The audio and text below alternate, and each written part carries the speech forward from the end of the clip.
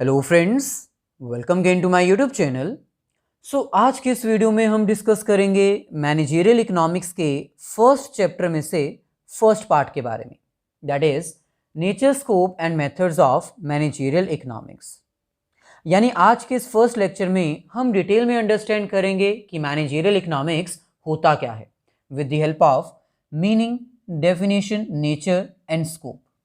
लेकिन आज का लेक्चर फर्दर प्रोसीड करने से पहले आप सभी से रिक्वेस्ट है, अगर आप फर्स्ट टाइम हमारे चैनल पर आए तो चैनल को सब्सक्राइब करके बेल आइकन को क्लिक करके ऑल नोटिफिकेशंस के ऊपर क्लिक कर दीजिए, ताकि फ्यूचर में अगर हम कोई भी वीडियो अपलोड करते हैं माइक्रो, मैक्रो या फिर मैनेजरियल इकोनॉमिक्स के रिगार्डिंग, तो उसका लिंक तुरंत आपको मिल जाए।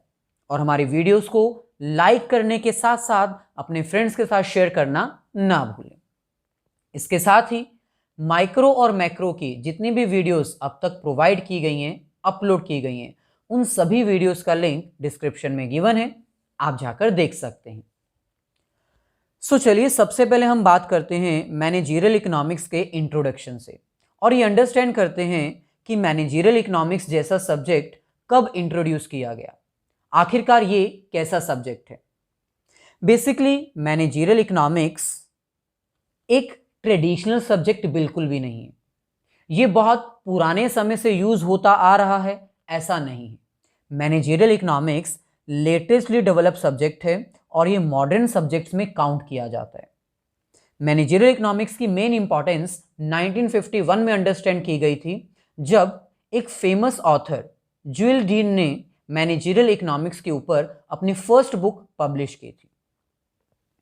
बेसिकली मैनेजरियल इकोनॉमिक्स एक ऐसा सब्जेक्ट है जिसकी यूसेज बिजनेस ऑर्गेनाइजेशंस में मैनेजर्स के द्वारा की जाती है, क्योंकि मैनेजर्स को बहुत सारी प्रॉब्लम्स फेस करनी पड़ती हैं, और उन प्रॉब्लम्स को सॉल्व करने के लिए जब एक मैनेजर इकोनॉमिक थ्योरीज को यूज करता है तो उसको हम मैनेजरियल इकोनॉमिक्स कहते हैं। मैनेजरियल इकोनॉमिक्स एक ऐसा सब्जेक्ट है जिसमें economic theories, economic tools, economic concepts को यूज किया जाता है मैनेजर की प्रॉब्लम्स को सॉल्व करने के लिए, मैनेजरियल लेवल के डिसीजंस लेने के लिए। क्योंकि मैनेजरियल इकोनॉमिक्स को मैनेजर्स की प्रॉब्लम सॉल्व करने के लिए यूज किया जाता है, ये ऐसा सब्जेक्ट है जिसमें हम इकोनॉमिक थ्योरीज यूज करते हैं मैनेजर की प्रॉब्लम्स को सॉल्व करने के लिए, इसीलिए हम इसको मैनेजरियल इकोनॉमिक्स कहते हैं। अब सेकेंड क्वेश्चन ये आता है कि मैनेजर्स कैसे इकोनॉमिक थ्योरीज को यूज कर सकते हैं अपनी प्रॉब्लम्स को दूर करने के लिए। आपको पता होना चाहिए कि एक बिजनेस ऑर्गेनाइजेशन में मैनेजर जितने भी डिसीजन लेता है वो फ्यूचर ओरिएंटेड होते हैं।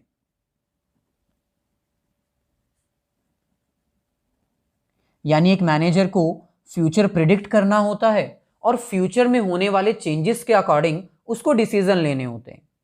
लेकिन फ्यूचर जो है वो अनप्रिडिक्टेबल है, फ्यूचर में बहुत सारे चेंजेस हो सकते हैं। बिजनेस इन्वायरमेंट एक डायनामिक नेचर का इन्वायरमेंट है, क्योंकि फ्यूचर में कुछ भी हो सकता है। तो इन सभी चीजों को ध्यान में रखते हुए एक मैनेजर बहुत सारी प्रॉब्लम्स फेस करता है, उसको फ्यूचर प्रिडिक्ट करना होता है, फ्यूचर के प्रिडिक्शंस के अकॉर्डिंग अपने डिसीजंस लेने होते हैं, फिर उन डिसीजंस को इंप्लीमेंट करना होता है। और इसी सभी प्रोसेस में एक मैनेजर को सबसे बड़ी दिक्कत आती है डिसीजन के रिगार्डिंग,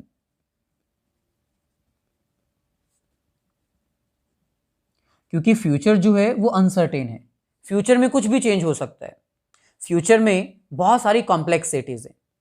क्योंकि मैनेजर को प्रिडिक्शन करना मुश्किल लगता है, फ्यूचर में अनसर्टेनिटीज होती हैं, बिजनेस इन्वायरमेंट एक डायनामिक इन्वायरमेंट है जो कभी भी कुछ भी चेंज लेकर आ सकता है, इसीलिए एक मैनेजर इकोनॉमिक थ्योरीज को यूज करता है, क्योंकि इकोनॉमिक थ्योरीज जो हैं वो फैक्ट बेस्ड तो होती ही हैं, साथ ही साथ ओपिनियन बेस्ड भी होती हैं, जिसके थ्रू हम एजम्पशंस लेते हैं और उन्हीं एजम्पशंस को यूज करते हुए फ्यूचर को प्रिडिक्ट किया जाता है और एक मैनेजर अपनी प्रॉब्लम्स को सॉल्व कर लेता है। यानी इन शॉर्ट मैनेजरियल इकोनॉमिक्स एक ऐसा सब्जेक्ट है जो फ्यूचर ओरिएंटेशन को ध्यान में रखते हुए, मैनेजर्स की डिसीजन मेकिंग की प्रॉब्लम्स को ध्यान में रखते हुए कुछ ऐसे टूल्स टेक्निक्स और कॉन्सेप्ट्स प्रोवाइड करता है जिसकी हेल्प से मैनेजर्स की प्रॉब्लम्स दूर हो जाती हैं। सो इसका मतलब managerial economic is a combination of economic tools which we can use in a business organization for management purpose. So इसका मतलब मैनेजरियल इकोनॉमिक्स एक ऐसा सब्जेक्ट है, एक ऐसी ब्रांच है जो एक मैनेजर को इकोनॉमिक थ्योरीज प्रोवाइड करता है और उन इकोनॉमिक्स थ्योरीज को यूज करते हुए एक मैनेजर मैनेजमेंट करता है, मैनेजरियल प्रॉब्लम्स को दूर करता है, बहुत तरह के डिसीजंस ले सकता है। सो इकोनॉमिक्स टूल्स, टेक्निक्स और मेथड्स प्रोवाइड करती है और मैनेजमेंट उन्हीं टूल, टेक्निक्स और मेथड्स को यूज करता है अपनी मैनेजरियल प्रॉब्लम्स को दूर करने के लिए। सो क्योंकि मैनेजरियल इकोनॉमिक्स में इकोनॉमिक टूल्स को यूज किया जाता है मैनेजमेंट पर्पस के लिए, इसीलिए हम इस सब्जेक्ट को मैनेजरियल इकोनॉमिक्स कहते हैं। So, managerial economics is a combination of economic theories and business practices. यानी जितने भी इकोनॉमिक थ्योरीज इकोनॉमिस्ट डेवलप करते हैं, जब उन्हीं इकोनॉमिक थ्योरीज को हम बिजनेस में प्रैक्टिस पर्पस के लिए यूटिलाइज करते हैं, बिजनेस की प्रॉब्लम्स को सॉल्व करने के लिए, मैनेजरियल लेवल की प्रॉब्लम्स को सॉल्व करने के लिए, तो उसी को हम मैनेजरियल इकोनॉमिक्स कहते हैं। In simple words we can say that managerial economics means application of economic theory to the problem of management. Management में जितनी भी प्रॉब्लम्स फेस की जाती हैं उसके maximum solutions economic theories provide कर देती है, और जब हम इन थ्योरीज को यूज करते हैं मैनेजरियल प्रॉब्लम्स को सॉल्व करने के लिए, तो उसी को हम मैनेजरियल इकोनॉमिक्स कहते हैं। अब क्वेश्चन ये बनता है कि मैनेजमेंट ऐसी कौन सी थ्योरीज यूज करता है जिससे उनकी प्रॉब्लम्स दूर हो जाती हैं। तो मैनेजरियल इकोनॉमिक्स एक वास्ट सब्जेक्ट है। जैसे जैसे हम इस लेक्चर को आगे बढ़ाते जाएंगे आपको पता चलता जाएगा कि इकोनॉमिक्स की कौन सी थ्योरीज हैं जो मैनेजमेंट में यूज की जाती हैं मैनेजरियल लेवल की प्रॉब्लम्स को सॉल्व करने के लिए। अगर हम बात करें मैनेजरियल इकोनॉमिक्स की डेफिनेशन की, तो H.C. हिग्वी की डेफिनेशन हमें दे रखी है, managerial economics is a fundamental academic subject. ये एक ऐसा सब्जेक्ट है which seeks to understand and analyze the problem of business decision making. So managerial economics एक ऐसा बेसिक एकेडमिक सब्जेक्ट है, नॉलेज प्रोवाइड करने वाला सब्जेक्ट है जिसकी हेल्प से हम बिजनेस की वेरियस प्रॉब्लम्स को अंडरस्टैंड करते हैं, एनालाइज करते हैं और तरह तरह के डिसीजंस ले पाते हैं। फॉर एग्जाम्पल, अगर एक मैनेजर ने ये डिसीजन लेना है कि उसको मार्केट में प्रोडक्ट लॉन्च करना चाहिए या प्रोडक्ट लॉन्च नहीं करना चाहिए, इन दैट सिचुएशन उसे मार्केट की कंडीशंस अंडरस्टैंड करनी पड़ेंगी, कस्टमर्स के बिहेवियर को अंडरस्टैंड करना पड़ेगा। इसका मतलब मैनेजर की प्रॉब्लम है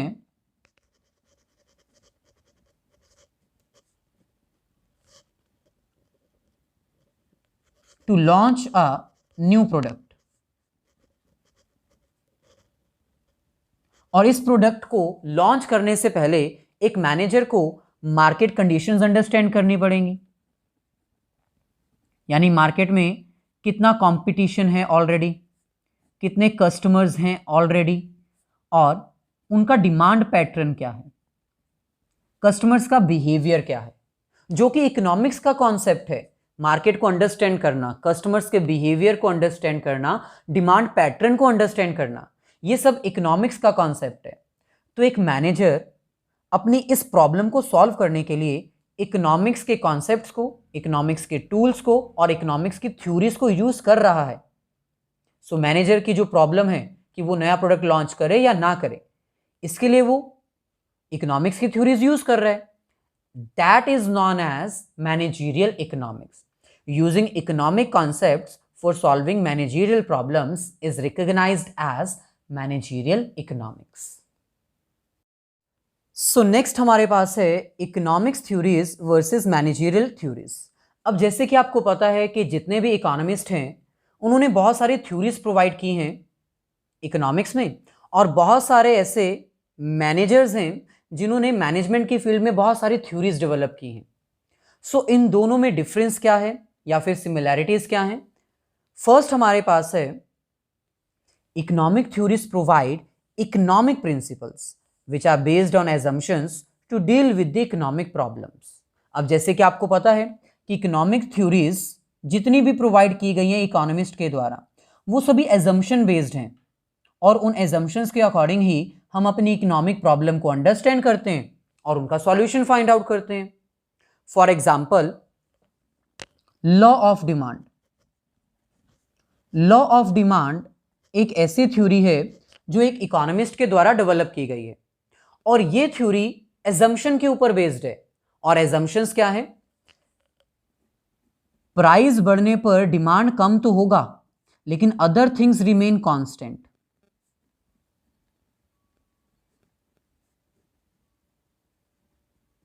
यानी कस्टमर की इनकम नहीं बढ़नी चाहिए, कस्टमर का टेस्ट प्रेफरेंस चेंज नहीं होना चाहिए, अदर थिंग्स हमें कांस्टेंट माननी है, तभी प्राइस और डिमांड के बीच में एक नेगेटिव रिलेशन होगा। सो इकोनॉमिक्स में जितनी भी थ्योरीज होती हैं, जितने भी प्रिंसिपल्स डेवलप किए जाते हैं, वो एजम्पशन बेस्ड होते हैं। ऐसे ही law of diminishing marginal utility, बहुत सारे लॉज हैं, बहुत सारी थ्योरीज हैं इकोनॉमिक्स में। जबकि मैनेजरियल थ्योरीज वो एजम्पशन बेस्ड नहीं होती, वो प्रैक्टिस बेस्ड होती हैं। मैनेजर्स जितने भी होते हैं वो टूल्स और टेक्निक्स डेवलप करते हैं bye practice, experiment and observation. For example, जो मैस्लोज थ्योरी है मोटिवेशन के रिगार्डिंग, वो एक्सपीरियंस्ड थ्योरी है। वो एक ऐसा टूल है जिसके थ्रू मैनेजर्स अपने इंप्लॉयज को मोटिवेट करते हैं ज़्यादा से ज़्यादा अच्छा काम करने के लिए।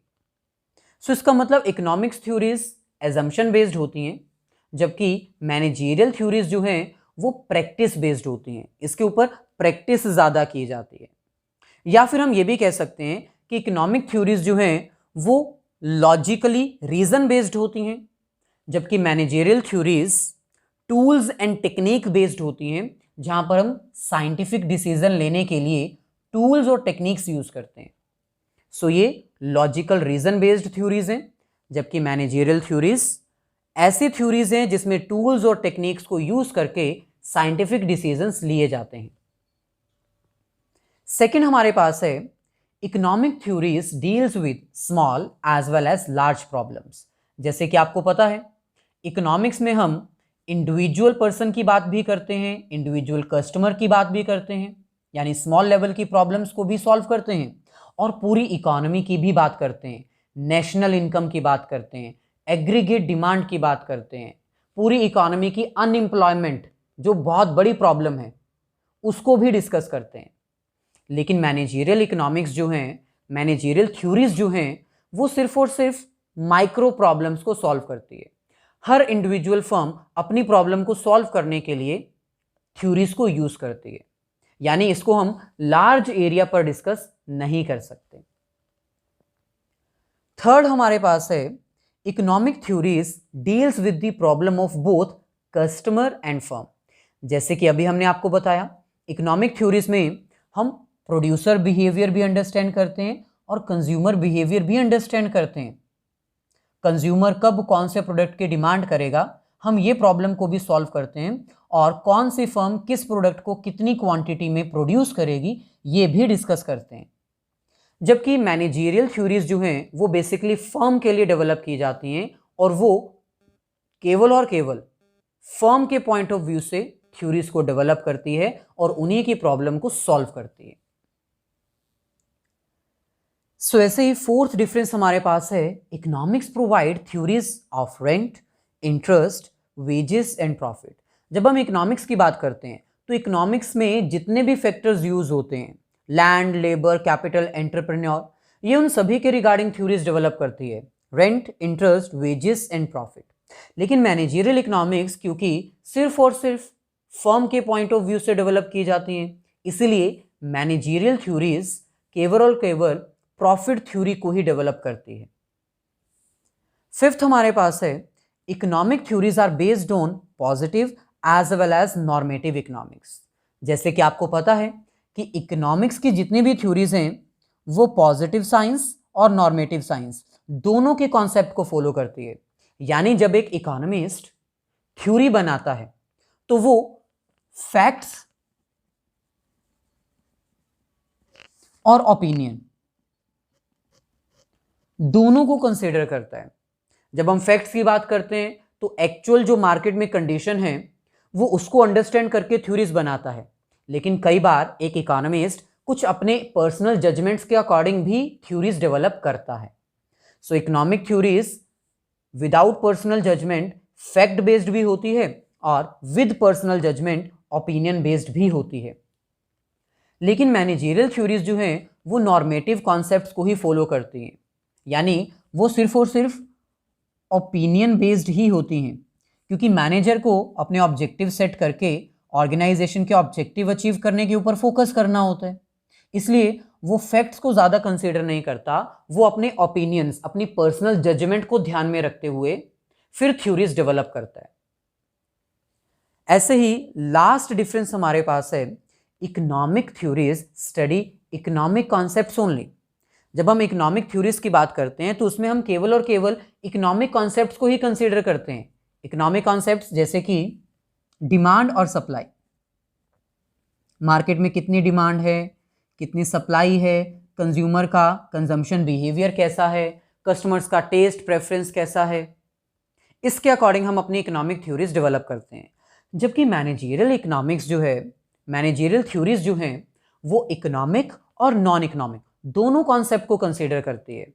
यानी जो मैनेजर है वो मार्केट में डिमांड और सप्लाई को तो देखता ही है, लेकिन वो इसके अलावा कुछ नॉन इकोनॉमिक कॉन्सेप्ट्स को भी कंसीडर करता है। जैसे मार्केट में जो कंज्यूमर्स हैं वो कौन से कल्चर को बिलोंग करते हैं, उनका रिलीजन क्या है, उनकी कास्ट क्या है, उनकी फैमिली बैकग्राउंड कैसी है, वो कौन से इनकम लेवल से बिलोंग करते हैं। तो मैनेजरियल थ्योरीज जब डेवलप की जाती हैं, जब मैनेजर्स अपने प्रैक्टिसेस को फॉलो करता है तो वो इकोनॉमिक और नॉन इकोनॉमिक दोनों कॉन्सेप्ट्स को कंसीडर करता है। सो ऐसे ही नेक्स्ट हमारे पास है नेचर ऑफ मैनेजरियल इकोनॉमिक्स। यानी मैनेजरियल इकोनॉमिक्स एक सब्जेक्ट तो है, लेकिन ये कौन से नेचर का सब्जेक्ट है, ये कौन सी फील्ड का सब्जेक्ट है। अब जैसे कि आपको पता है कि मैनेजरियल इकोनॉमिक्स एक ऐसा सब्जेक्ट है जिसमें हम इकोनॉमिक्स की थ्योरीज और मैनेजमेंट की प्रैक्टिसेस को यूज करते हैं ताकि एक मैनेजर जो है वो साइंटिफिक वे में डिसीजन ले सके और अपनी मैनेजरियल प्रॉब्लम्स को दूर कर सके। इसका मतलब हम ये कह सकते हैं कि managerial economics is a branch of making scientific decision. यानी मैनेजरियल इकोनॉमिक्स एक ऐसी ब्रांच है, ये एक ऐसा सब्जेक्ट है जिसको बिजनेस ऑर्गेनाइजेशंस में यूज किया जाता है मैनेजर के द्वारा ताकि वो साइंटिफिक वे में डिसीजन ले सके। Managerial economics is a branch of making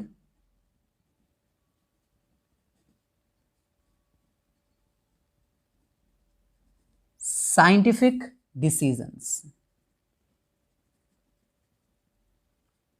अब अगर हम बात करें साइंटिफिक डिसीजन, तो साइंटिफिक डिसीजन का मतलब होता है कॉज और इफेक्टिव रिलेशनशिप को अंडरस्टैंड करते हुए कोई भी डिसीजन लेना। यानी पहले पता लगाना कि अगर हम ये करेंगे तो इसका इफेक्ट क्या होगा, कॉज क्या है और इफेक्ट क्या है। इस तरह से डिसीजन लेना कि उसकी प्रॉपर इंप्लीमेंटेशन की जा सके।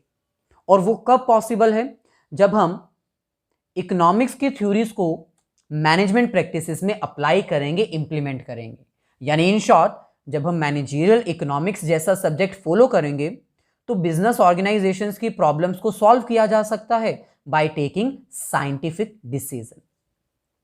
क्योंकि मैनेजरियल इकोनॉमिक्स इकोनॉमिक टूल्स को अप्लाई करता है मैनेजरियल प्रॉब्लम्स को सॉल्व करने के लिए, साइंटिफिक वे में डिसीजन लेने के लिए, इसलिए हम कह सकते हैं managerial economics is a science applied to decision making.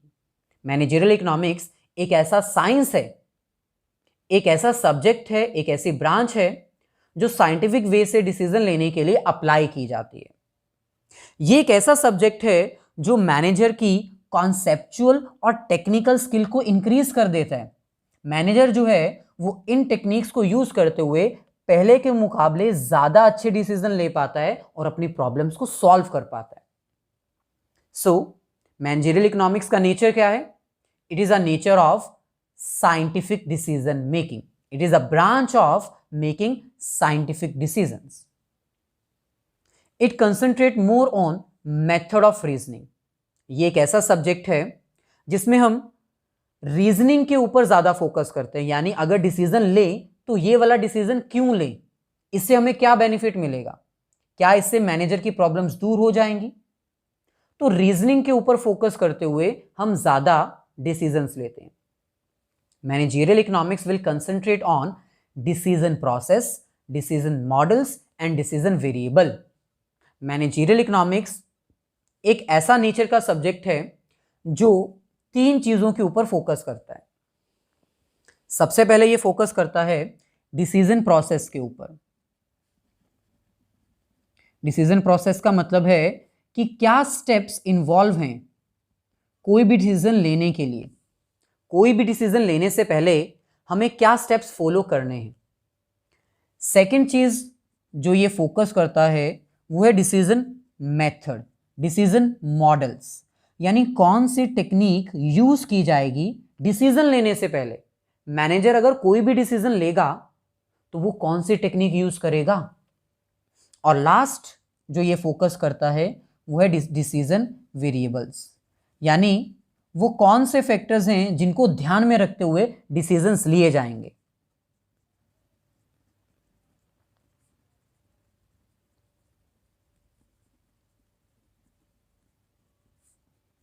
So decision making में कौन कौन से फैक्टर्स इन्वॉल्व किए जाएंगे। क्योंकि मैनेजरियल इकोनॉमिक्स मेन फोकस करता है डिसीजन के प्रोसेस के ऊपर, डिसीजन के मेथड्स और डिसीजंस के वेरिएबल्स के ऊपर, इसलिए हम ये कहते हैं कि मैनेजरियल इकोनॉमिक्स एक ऐसी ब्रांच है जो साइंटिफिक डिसीजन लेने में ही यूज होती है। मैनेजर्स इसको डिसीजन लेने के लिए ही यूज करते हैं। आपको पता होना चाहिए कि बिजनेस ऑर्गेनाइजेशन में बहुत सारे डिसीजंस हमें लेने होते हैं regarding demand forecasting, sales, product का प्राइस क्या रखा जाएगा, मार्केटिंग करनी है, एडवर्टाइजमेंट करनी है या नहीं करनी, कौन सा प्रोडक्ट लॉन्च करना है, कौन सा प्रोडक्ट लॉन्च नहीं करना, प्रोडक्ट की मैन्युफैक्चरिंग पे कॉस्ट कितनी आएगी। ये सारे डिसीजंस एक मैनेजर को लेने होते हैं और उन सभी डिसीजंस को लेने के लिए मैनेजरियल इकोनॉमिक्स ही यूज होती है। क्योंकि मैनेजरियल इकोनॉमिक्स फोकस करता है डिसीजन के प्रोसेस के ऊपर, डिसीजंस के मेथड्स के ऊपर और डिसीजन वेरिएबल्स के ऊपर, इसीलिए इन शॉर्ट अगर वन लाइन में आपको कंक्लूड करना हो what is the nature of managerial economics, managerial economics का मेन नेचर क्या है?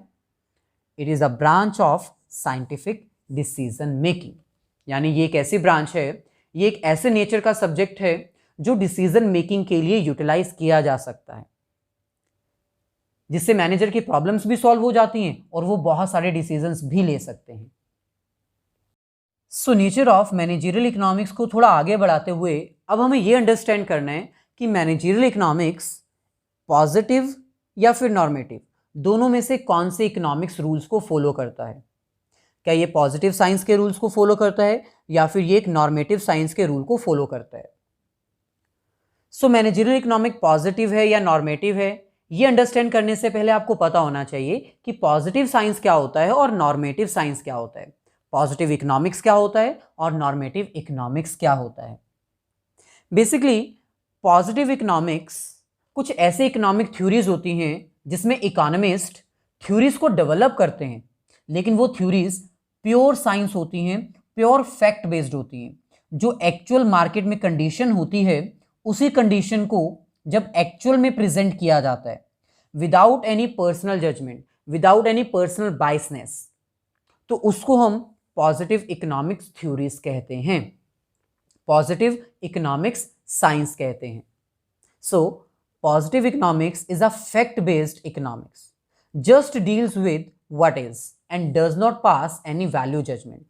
Positive economics कुछ ऐसी थ्योरीज होती हैं जो फैक्ट बेस्ड थ्योरीज होती हैं, जो सिर्फ और सिर्फ बताती हैं कि थ्योरी है किस बारे में, हुआ क्या है, लेकिन वो कभी भी पर्सनल जजमेंट्स डिस्क्राइब नहीं करती, मोरल ड्यूटीज, एथिक क्वेश्चंस नहीं पूछती, सिर्फ और सिर्फ फैक्ट्स को कंसीडर करती है और अपनी थ्योरीज डेवलप करती है।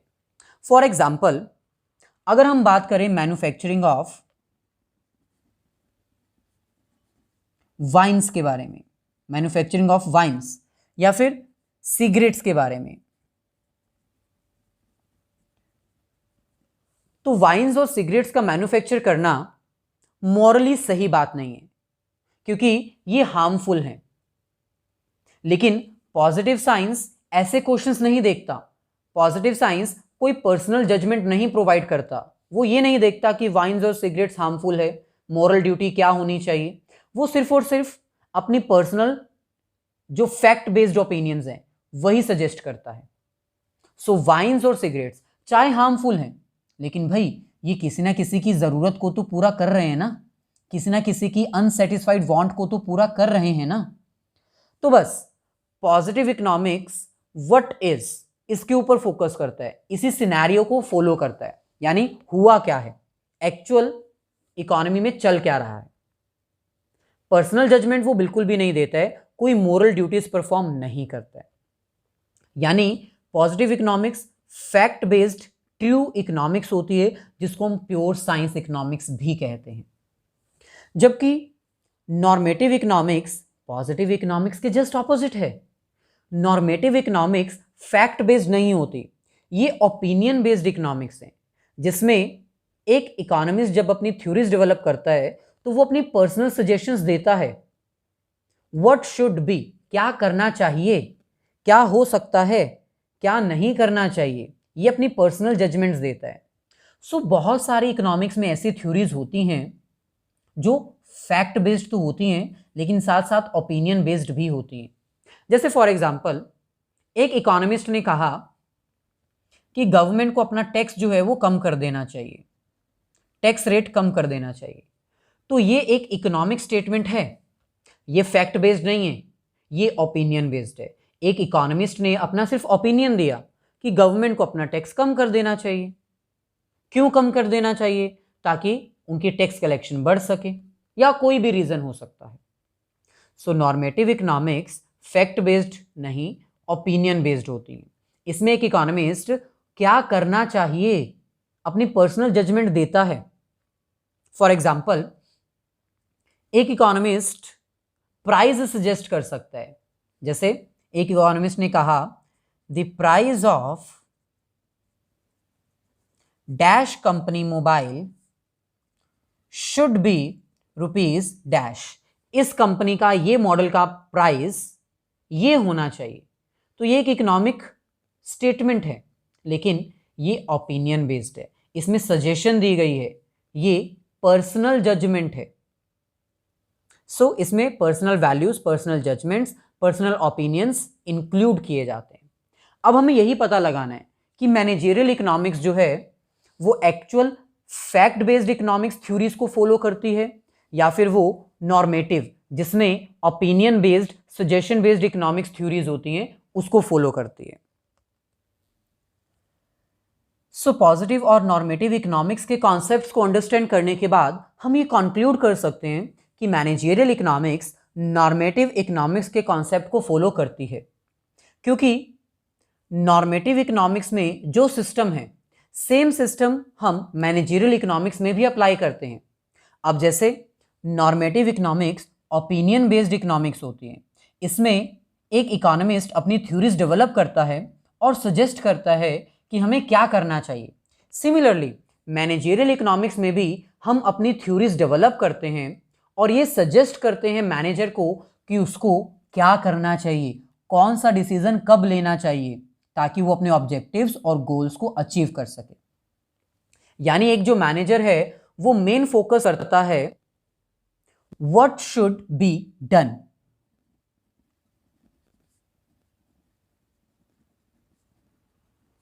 इसके ऊपर। एक मैनेजर जो है वो हमेशा फोकस करता है इस कॉन्सेप्ट के ऊपर, यानी अब हमें क्या करना चाहिए अपने गोल्स को अचीव करने के लिए, अब हमें कौन सा डिसीजन लेना चाहिए। यानी यहां पर भी मैनेजर ओपिनियंस ही तो मांग रहा है। तो इसका मतलब जैसे normative economics opinion based economics है, जिसमें इकोनॉमिस्ट अपने ओपिनियंस देते हैं, सिमिलरली मैनेजरियल इकोनॉमिक्स में भी हमें ऐसे ही मॉडल्स चाहिए, ऐसे ही मेथड्स चाहिए, ऐसे ही थ्योरीज चाहिए जिसकी हेल्प से मैनेजर अपना डिसीजन ले सके कि अब उसे क्या करना चाहिए। क्या हो चुका है उसके ऊपर वो फोकस नहीं करेगा,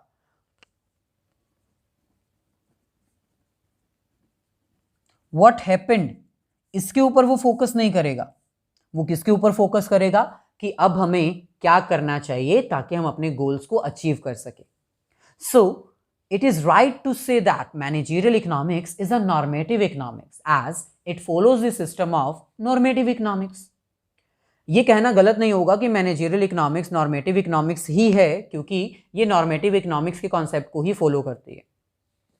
मैनेजरियल इकोनॉमिक्स में हम हमेशा फोकस करते हैं व्हाट शुड बी डन, और हम values, personal judgement, personal opinions को यूज करते हैं ऑर्गेनाइजेशन के गोल्स को अचीव करने के लिए।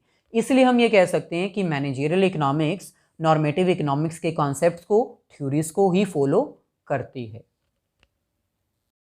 सो ऐसे ही इस लेक्चर का नेक्स्ट और लास्ट कॉन्सेप्ट हमारे पास है subject matter of managerial economics. यानी मैनेजरियल इकोनॉमिक्स कौन कौन से एरिया में यूज किया जाता है, ये कौन से मैटर को सॉल्व करने के लिए यूज किया जाता है, यानी इन शॉर्ट मैनेजरियल इकोनॉमिक्स का स्कोप क्या है। सो मैनेजरियल इकोनॉमिक्स के स्कोप को अंडरस्टैंड करने से पहले आपसे रिक्वेस्ट है भाई, वीडियो को लाइक और शेयर जरूर कर दीजिएगा अपने सभी फ्रेंड्स के साथ, ताकि कुछ बेनिफिट आपको, आपके फ्रेंड्स को हो जाए और कुछ बेनिफिट मेरे को भी हो जाए, और आपको भी फ्यूचर में मैनेजरियल इकोनॉमिक्स के सारे लेक्चर्स इसी तरह मिलते रहें। सो अगर हम बात करें मैनेजरियल इकोनॉमिक्स की, तो मैनेजरियल इकोनॉमिक्स बिजनेस में यूज होता है, बिजनेस ऑर्गेनाइजेशन में यूज किया जाता है मैनेजरियल प्रॉब्लम्स को सॉल्व करने के लिए। अब आपको तो पता है मैनेजर को बहुत सारी प्रॉब्लम्स होती हैं, मैनेजर ने बहुत सारे डिसीजंस लेने होते हैं, तो मैनेजरियल इकोनॉमिक्स मैनेजरियल प्रॉब्लम्स को सॉल्व करने के लिए यूज किया जाता है। मैनेजमेंट लेवल पर जितने भी डिसीजंस लेने होते हैं, उन सभी डिसीजंस को लेने के लिए हम मैनेजरियल इकोनॉमिक्स को यूज करते हैं। फॉर एग्जाम्पल, सबसे पहले हम मैनेजरियल इकोनॉमिक्स को यूज करते हैं डिमांड को एनालाइज करने के लिए और फ्यूचर डिमांड को प्रिडिक्ट करने के लिए। अब जैसे कि आपको पता है, डिमांड एनालिसिस करने का मतलब होता है ये पता लगाना कि इकोनॉमी में डिमांड का क्या पैटर्न चल रहा है, कस्टमर कौन से प्रोडक्ट को ज़्यादा डिमांड कर रहे हैं, किस प्रोडक्ट का फैशन है, कौन ट्रेंड में चल रहा है, और कस्टमर्स का बिहेवियर क्या है। ये पता लगाना एक मैनेजर के लिए क्यों इंपॉर्टेंट है? भाई मैनेजर ने ये डिसाइड करना होता है कि मार्केट में किस तरह का प्रोडक्ट चल रहा है, ताकि वो प्रोडक्ट की मैन्युफैक्चरिंग उस क्वांटिटी के अकॉर्डिंग कर सके। What to produce and in one quantity to produce, सबसे पहली प्रॉब्लम मैनेजर को यही आती है। मैनेजर को ये पता लगाना होता है कि उसको कौन सा प्रोडक्ट कितनी क्वांटिटी में प्रोड्यूस करना है। यानी ये एक मैनेजरियल प्रॉब्लम है, और इस प्रॉब्लम को सॉल्व करने के लिए हम मैनेजरियल इकोनॉमिक्स को यूज कर सकते हैं। इकोनॉमिक्स में बहुत सारी ऐसी थ्योरीज हैं जिसको हम यूज करके ये पता लगा सकते हैं कि मार्केट में कौन सा प्रोडक्ट कितनी क्वांटिटी में प्रोड्यूस करना है। यानी सबसे पहली प्रॉब्लम या फिर सबसे पहला एरिया जहां पर मैनेजरियल इकोनॉमिक अप्लाई होती है, यूज होती है, वो है डिमांड को एनालाइज करने के लिए। यानी मार्केट में कौन से प्रोडक्ट की कितनी डिमांड है, कस्टमर्स का क्या बिहेवियर है, उनके क्या डिमांड पैटर्न्स हैं, उसको अंडरस्टैंड करने के लिए हम मैनेजरियल इकोनॉमिक्स को यूज करते हैं। मैनेजरियल इकोनॉमिक्स हमें हेल्प करती है कुछ ऐसे फैक्टर्स आइडेंटिफाई करने में जो डिमांड को इफेक्ट करते हैं, फैक्टर्स अफेक्टिंग डिमांड, जिनके कारण मार्केट में हमारे प्रोडक्ट की डिमांड ज़्यादा भी हो सकती है और कम भी हो सकती है। एक बार वो फैक्टर्स हमें पता चल जाएं तो मैनेजर इजीली डिसीजन ले सकता है ना कि उसको कौन सा प्रोडक्ट कितनी क्वांटिटी में प्रोड्यूस करना है। यानी मैनेजरियल इकोनॉमिक्स किस प्रॉब्लम को सॉल्व करती है, कौन से एरिया में अप्लाई होती है, उसका सब्जेक्ट मैटर क्या है, डिमांड को एनालाइज करके मैनेजर की हेल्प करना ये डिसाइड करने में कि उसको कौन से प्रोडक्ट को कितनी क्वांटिटी में प्रोड्यूस करना है। अब जैसे मैनेजरियल इकोनॉमिक्स हेल्प करती है डिमांड को एनालाइज करने के लिए, ऐसे ही वो डिमांड को फोरकास्ट करने में भी हेल्प करती है। डिमांड फोरकास्ट करने का मतलब होता है कि फ्यूचर में हमारे प्रोडक्ट की डिमांड कौन से एरिया में कितनी होगी, हमारे कस्टमर्स क्या फ्यूचर में हमारे प्रोडक्ट को परचेज करेंगे या नहीं करेंगे। एक मैनेजर को यह भी एडवांस में सोचना होता है। एक मैनेजर को फ्यूचर के बारे में प्रेडिक्शंस करनी होती हैं और ये पता लगाना होता है कि फ्यूचर में हमारे प्रोडक्ट का डिमांड पैटर्न क्या होगा, कस्टमर्स हमारे प्रोडक्ट परचेज करेंगे या नहीं करेंगे, हमें हमारे प्रोडक्ट में कोई न्यू फीचर ऐड करना है या नहीं करना। क्योंकि ये भी एक मैनेजरियल लेवल की प्रॉब्लम है जिसमें एक मैनेजर को अपनी फ्यूचर को प्रिडिक्ट करना होता है और उसके अकॉर्डिंग अपनी प्रोडक्शन करनी होती है। तो यहाँ पर भी मैनेजरियल इकोनॉमिक्स हेल्प करती है। मैनेजरियल इकोनॉमिक्स एक मैनेजर को मदद करती है फ्यूचर के डिमांड पैटर्न को प्रिडिक्ट करने के लिए। हम ये कह सकते हैं कि मैनेजरियल इकोनॉमिक्स डिमांड को एनालाइज करने और डिमांड को फोरकास्ट करने में यूज की जाती है। इसका सब्जेक्ट मैटर क्या है, ऑर्गेनाइजेशन के डिमांड को एनालाइज करना और फ्यूचर के रिगार्डिंग डिमांड्स को प्रिडिक्ट करना, ताकि एक मैनेजर फ्यूचर के रिगार्डिंग भी डिसीजन ले सके। जब एक मैनेजर अपनी डिमांड को फोरकास्ट करता है तो वो अपनी मार्केटिंग पोजीशन को इंप्रूव कर सकता है, क्योंकि भाई एक मैनेजर एडवांस में ही प्रिडिक्ट कर चुका है कि मार्केट में उसकी डिमांड होगी या नहीं होगी। अगर डिमांड होगी तो सही है, अगर डिमांड नहीं होगी तो मैनेजर फिर कुछ ऐसे डिसीजंस लेगा जिसके थ्रू फ्यूचर में उसकी डिमांड बढ़ जाए और वो अपनी मार्केटिंग पोजीशन को भी इंप्रूव कर सकता है, अपनी पोजीशन को ऊपर लेकर जा सकता है, वो एक ज़्यादा सेलिंग एजेंट बन सकता है। इसके साथ ही वो अपना प्रॉफिट भी इंक्रीज कर सकता है, क्योंकि उसने एडवांस में ही प्रिडिक्ट कर लिया है मैनेजरियल इकोनॉमिक्स की हेल्प से कि फ्यूचर में उसकी डिमांड होगी या नहीं होगी। ऐसे ही सेकंड हमारे पास है कॉस्ट एंड प्रोडक्शन एनालिसिस। यानी मैनेजरियल इकोनॉमिक्स कॉस्ट और प्रोडक्शन दोनों को एनालाइज करने में भी यूटिलाइज की जाती है। सबसे पहले अगर हम बात करें cost analysis means understanding and estimating the cost of production. Cost analysis का मतलब होता है एक मैनेजर के द्वारा कॉस्ट ऑफ प्रोडक्शन को एनालाइज करना, कॉस्ट को अंडरस्टैंड करना और कितनी कॉस्ट हो सकती है, गुड्स को प्रोड्यूस करने की कितनी कॉस्ट हो सकती है, इसको एस्टिमेट करना। क्योंकि मैनेजर को ये भी एक प्रॉब्लम होती है, मैनेजर ने ये भी ध्यान देना होता है कि उसकी ऑर्गेनाइजेशन में प्रोडक्ट्स को प्रोड्यूस करने के लिए कितनी कॉस्ट आएगी और कितना खर्चा हमें करना पड़ेगा पर यूनिट प्रोड्यूस करने के लिए। इस प्रॉब्लम को सॉल्व करने के लिए भी हम मैनेजरियल इकोनॉमिक्स को ही यूज करते हैं।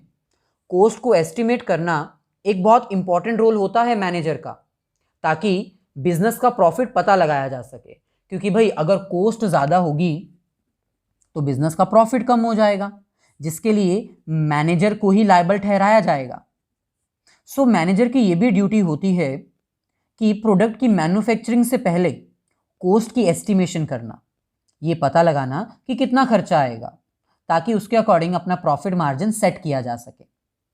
कॉस्ट को एनालाइज करना, कॉस्ट को एस्टिमेट करना, उसके लिए भी मैनेजरियल इकोनॉमिक्स यूज होती है। यही तो इसका स्कोप है। यानी मैनेजरियल इकोनॉमिक्स का एक और सब्जेक्ट मैटर है, और वो क्या है?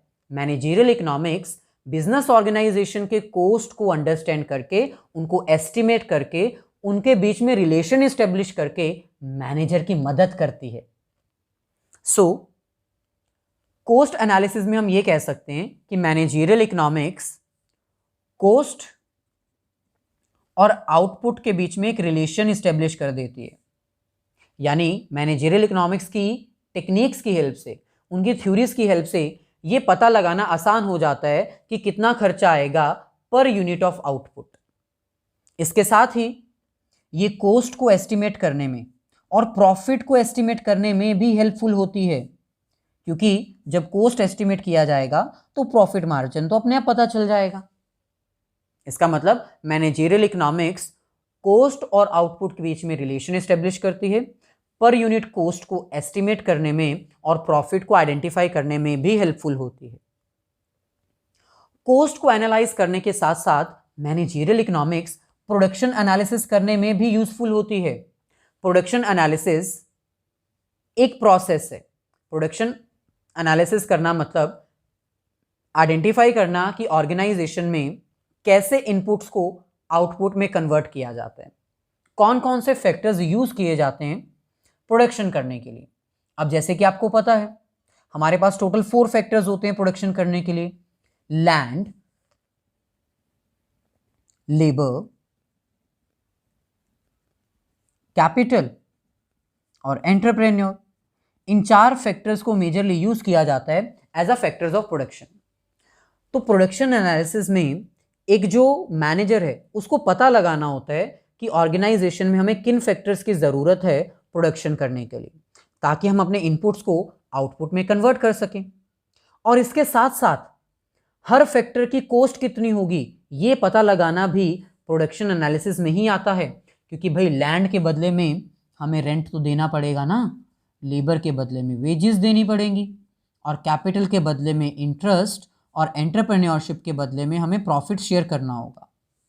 सो क्योंकि हर प्रोडक्शन फैक्टर के लिए हमें कुछ ना कुछ पेमेंट करनी होती है, तो एक मैनेजर को ये ध्यान रखना होता है कि हर फैक्टर के बदले में हमें कितना पैसा देना पड़ेगा।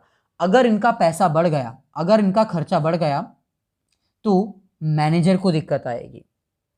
सो मैनेजर किसी ना किसी तरह ये कोशिश करता है कि इनकी कॉस्ट कम की जा सके, इनकी पेमेंट्स कम की जा सके, ताकि ओवरऑल बिजनेस को बेनिफिट मिल सके।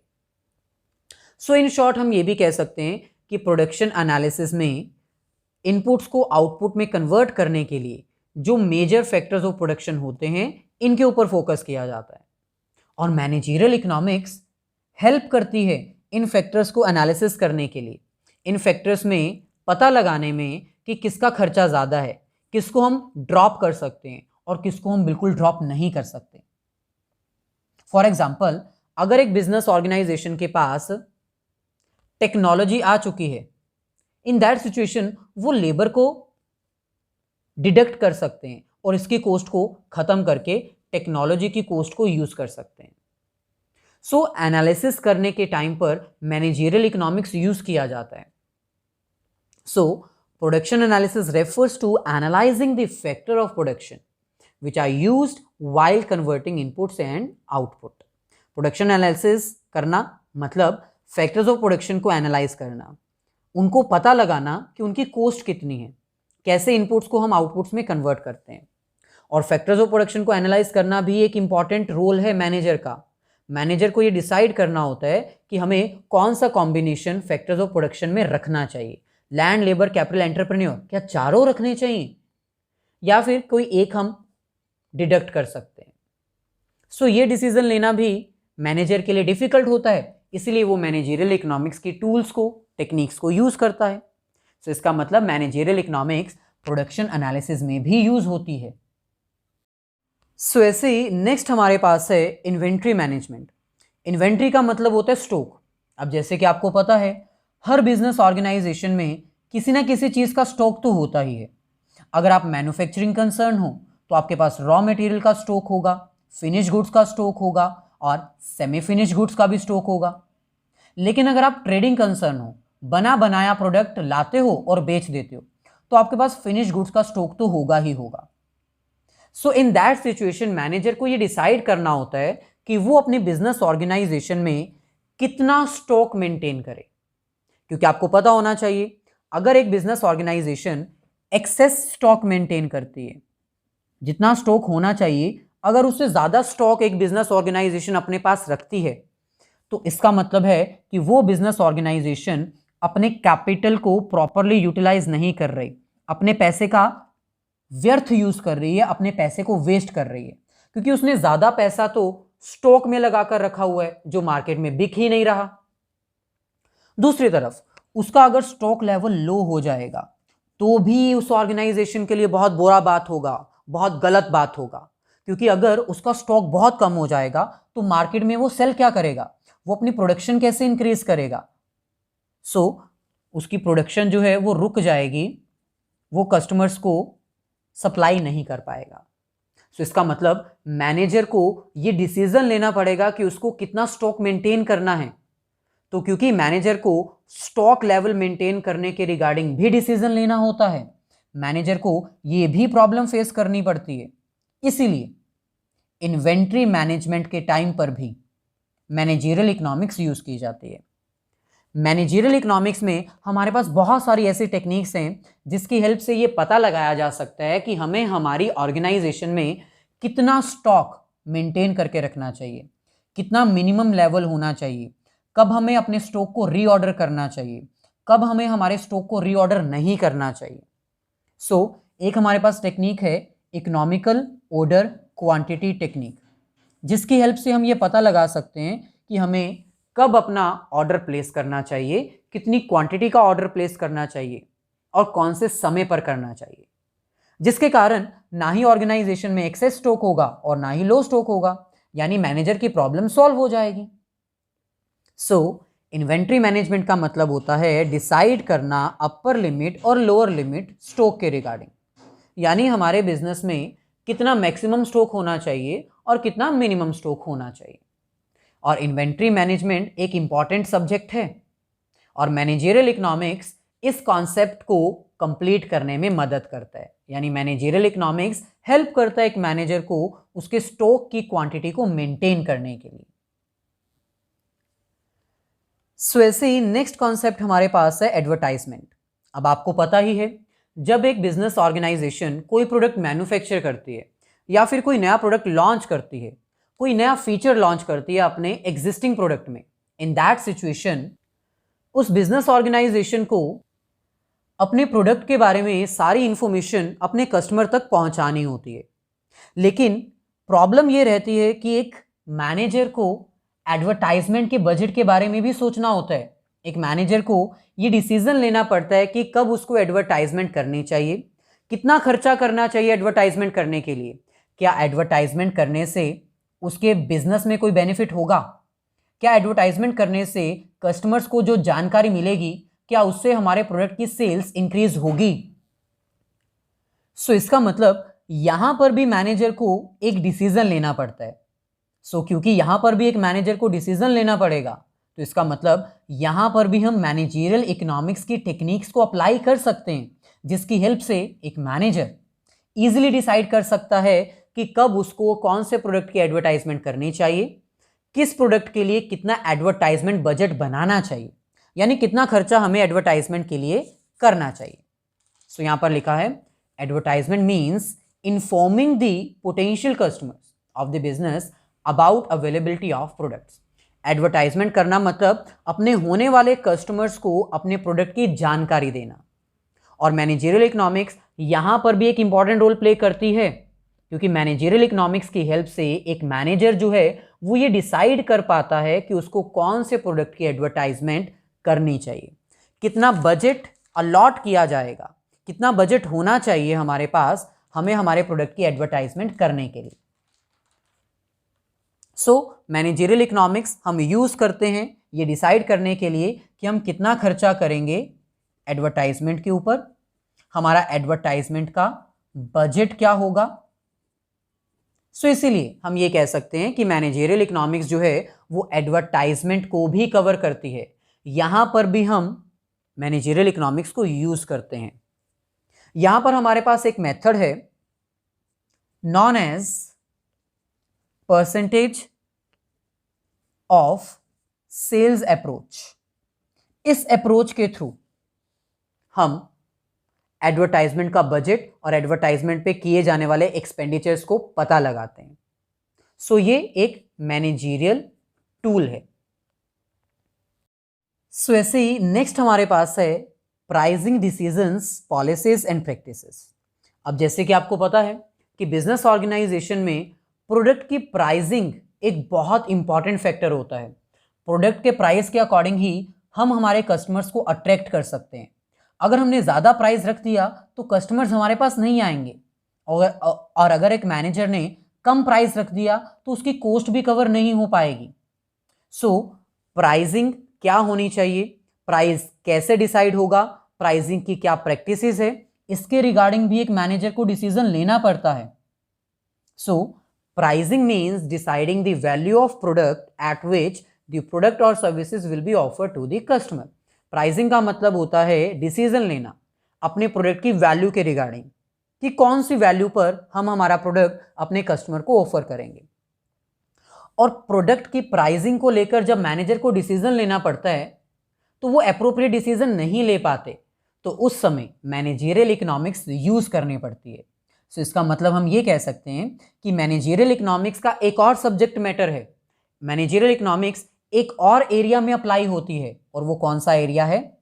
About the pricing of a product, यानी कौन से प्रोडक्ट का क्या प्राइस होना चाहिए according to the customers, according to the competition, according to the market structure, according to the cost। ये सब चीजें डिसाइड करने के लिए एक मैनेजर मैनेजरियल इकोनॉमिक्स को यूज करता है। सो जब किसी प्रोडक्ट का प्राइस डिसाइड होता है तो वहां पर कस्टमर को कंसीडर किया जाता है, जो कि इकोनॉमी का पार्ट है। मार्केट कंडीशंस को अंडरस्टैंड किया जाता है। इसके साथ साथ प्रोडक्ट को मैन्युफैक्चर करने की कॉस्ट कितनी आई है। अब ये तो हो नहीं सकता कि अगर कॉस्ट 10 रुपये आई है तो हम अपना प्रोडक्ट 9 रुपये में बेचेंगे। प्राइसिंग में कॉस्ट को भी ध्यान में रखना होता है। इसके साथ ही मार्केट में कैसा कंपटीशन है, हमारे कितने कॉम्पिटिटर्स हैं, वो अपना प्रोडक्ट कितने में सेल कर रहे हैं, ये भी ध्यान में रखना होता है। सो इतनी सारी चीज़ें कंसीडर करना मैनेजर के लिए डिफिकल्ट होता है, इसलिए वो मैनेजरियल इकोनॉमिक्स को यूज़ करता है।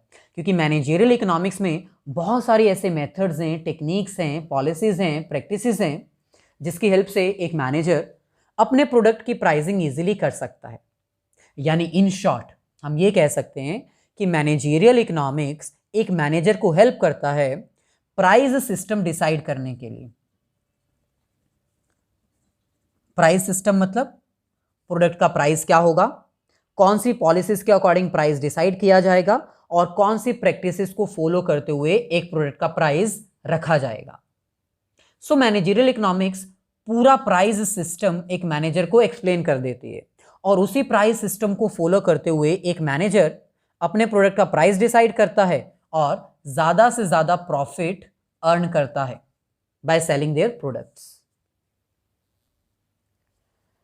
सो ऐसे ही नेक्स्ट हमारे पास है प्रॉफिट मैनेजमेंट। अब जैसे कि आपको पता है हर बिजनेस ऑर्गेनाइजेशन का मेन ऑब्जेक्टिव अपने प्रॉफिट को मैक्सिमाइज करना ही होता है। वो अपनी वेल्थ और प्रॉफिट को इंक्रीज करना चाहते हैं। लेकिन प्रॉब्लम यह है कि प्रॉफिट को मैक्सिमाइज करना मैनेजर के लिए बहुत ही डिफिकल्ट टास्क होता है। एक मैनेजर को प्रॉफिट मैनेजमेंट करने के टाइम पर फ्यूचर के प्रॉफिट्स को भी कंसीडर करना पड़ता है। उनको ये पता लगाना होता है, ये डिसाइड करना होता है कि आने वाले समय में हमारा बिजनेस ऑर्गेनाइजेशन कैसा परफॉर्म करेगा।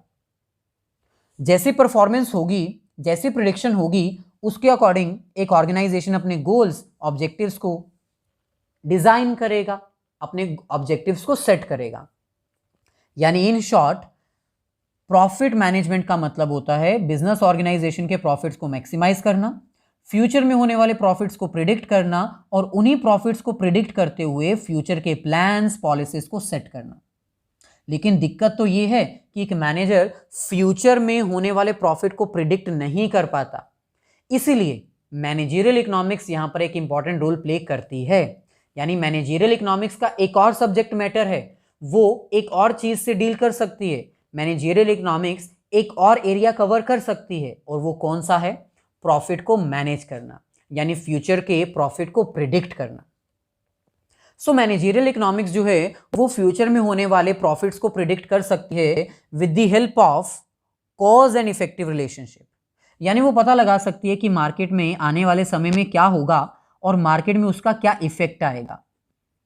अगर मार्केट में कोई न्यू कॉम्पिटिटर आएगा तो हमारा प्रॉफिट ज़्यादा नहीं हो पाएगा, अगर हम फ्यूचर में एक नया प्रोडक्ट लॉन्च करेंगे तो हमारा प्रॉफिट ज़्यादा हो सकता है। तो कॉज और इफेक्टिव रिलेशन की हेल्प से मैनेजरियल इकोनॉमिक्स फ्यूचर में होने वाले प्रॉफिट्स को प्रिडिक्ट करती है। मैनेजरियल इकोनॉमिक्स फैक्ट्स और रीजंस, लॉजिक्स दोनों को यूज करती है फ्यूचर को प्रिडिक्ट करने के लिए। सो यहां पर फ्यूचर की डिमांड को प्रिडिक्ट करना, फ्यूचर के प्रोडक्ट के प्राइस को, मार्केट के स्ट्रक्चर को और फ्यूचर में होने वाले कंपटीशन को प्रिडिक्ट करते हुए हम अपने होने वाले प्रॉफिट को इजीली प्रिडिक्ट कर सकते हैं। और जब हम मैनेजरियल इकोनॉमिक्स की बात करते हैं तो मैनेजरियल इकोनॉमिक्स फ्यूचर के प्रॉफिट्स को प्रिडिक्ट करने के लिए कॉस्ट और रेवेन्यू के कॉन्सेप्ट्स को यूज करती है। जब हम कॉस्ट की बात करते हैं तो कॉस्ट का मतलब है टोटल कॉस्ट, मार्जिनल कॉस्ट और एवरेज कॉस्ट। और जब हम रेवेन्यू कॉन्सेप्ट की बात करते हैं तो यहां पर आता है टोटल रेवेन्यू, मार्जिनल रेवेन्यू और एवरेज रेवेन्यू। सो इन सभी कॉन्सेप्ट्स को यूज किया जाता है मैनेजरियल इकोनॉमिक्स में प्रॉफिट को मैनेज करने के लिए, फ्यूचर के प्रॉफिट्स को प्रिडिक्ट करने के लिए। सो इसका मतलब मैनेजरियल इकोनॉमिक्स प्रॉफिट को मैनेज करने के लिए भी यूज की जाती है। इसका एरिया ऑफ एप्लीकेशन प्रॉफिट को अंडरस्टैंड करने के लिए भी है। सो ऐसे ही लास्ट सब्जेक्ट मैटर हमारे पास आता है कैपिटल मैनेजमेंट। कैपिटल मैनेजमेंट का मतलब होता है अपनी कैपिटल को मैनेज करना, यानी बिजनेस की इन्वेस्टमेंट को मैनेज करना। सो कैपिटल मैनेजमेंट में एक मैनेजर को यह डिसाइड करना होता है कि वो कौन से प्रोजेक्ट में इन्वेस्टमेंट करे और कौन से प्रोजेक्ट में पैसा इन्वेस्ट ना करे। क्या वो एक मार्केट में नया प्रोडक्ट लॉन्च करे या फिर वो अपने इस पैसे को किसी दूसरे प्रोजेक्ट में इन्वेस्ट कर दे। सो कैपिटल मैनेजमेंट में एक मैनेजर को अपने रिसोर्सेज को, अपने कैपिटल को प्रॉपर यूटिलाइजेशन करने का डिसीजन लेना पड़ता है। यानी एक मैनेजर को ये डिसाइड करना पड़ता है कि वो कौन से प्रोजेक्ट में पैसा इन्वेस्ट करे, प्रोजेक्ट ए और प्रोजेक्ट बी। सो क्योंकि यहां पर भी मैनेजर को डिसीजन लेना होता है कि वो कौन से प्रोजेक्ट में पैसा इन्वेस्ट करे, तो इसीलिए मैनेजर को यहां पर भी प्रॉब्लम फेस होती है। और इसी प्रॉब्लम को सॉल्व करने के लिए मैनेजर कौन से प्रोजेक्ट में अपना खर्चा करे, कहां पर अपनी कैपिटल इन्वेस्ट करे, इस प्रॉब्लम को सॉल्व करने के लिए मैनेजरियल इकोनॉमिक्स यूजफुल सब्जेक्ट है। क्योंकि मैनेजरियल इकोनॉमिक्स में हमारे पास बहुत सारे ऐसे टूल्स हैं, टेक्निक्स हैं जिसको हम यूज कर सकते हैं डिफरेंट डिफरेंट प्रोजेक्ट्स को एनालाइज करने के लिए।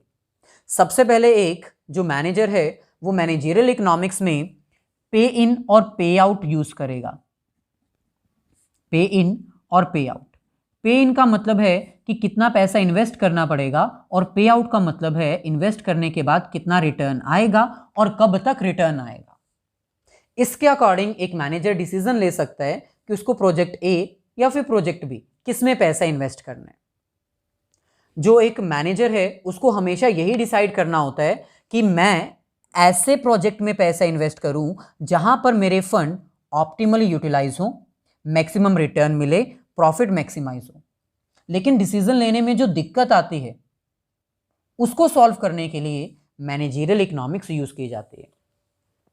यानी मैनेजर को अगर ये डिसीजन लेना है कि वो कौन से प्रोजेक्ट में पैसा इन्वेस्ट करे तो उसको मैनेजरियल इकोनॉमिक्स के टूल्स और टेक्निक्स यूज करने चाहिए, साइंटिफिक वे से डिसीजन लेना चाहिए। उसको अपने फंड्स एक ऐसे प्रोजेक्ट में इन्वेस्ट करने चाहिए जहां पर रिस्क कम है, रिटर्न ज्यादा है और कॉस्ट ऑफ कैपिटल कम है। सो इन शॉर्ट कैपिटल मैनेजमेंट का मतलब है कॉस्ट को कम करना, रेट ऑफ रिटर्न को मैक्सिमाइज करना और अपनी रिटर्न को स्टेबलाइज करना, अपने परफेक्ट प्रोजेक्ट को सिलेक्ट करना, पैसा इन्वेस्ट करने के लिए एक बेस्ट प्रोजेक्ट को सिलेक्ट करना। सो इन शॉर्ट कैपिटल मैनेजमेंट करने के लिए, अपने फंड्स को मैनेज करने के लिए, कौन से प्रोजेक्ट में पैसा इन्वेस्ट किया जाए ये डिसीजन लेने के लिए हम मैनेजरियल इकोनॉमिक्स को यूज करते हैं। सो इन शॉर्ट अगर हम कंक्लूड करें मैनेजरियल इकोनॉमिक्स के सब्जेक्ट मैटर को, स्कोप को, तो सिंपल है, मैनेजरियल इकोनॉमिक्स एक ऐसा सब्जेक्ट है जो फर्म्स की अनसर्टेनिटीज के साथ डील करता है और एक मैनेजर को हेल्प करता है डिफरेंट डिफरेंट पोजीशंस में डिफरेंट डिफरेंट डिसीजंस लेने के लिए।